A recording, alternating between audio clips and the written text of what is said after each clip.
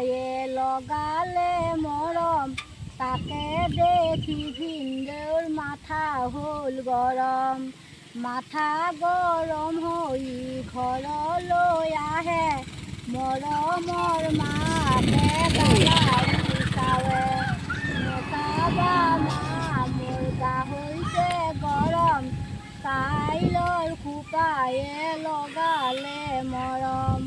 জোনৰে বুকুতে সোণৰে পাথৰ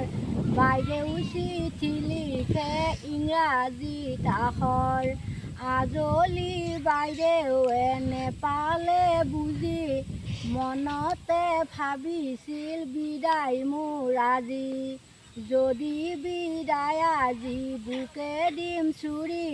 তেজৰে বৈ যাব বুৱতী নদী।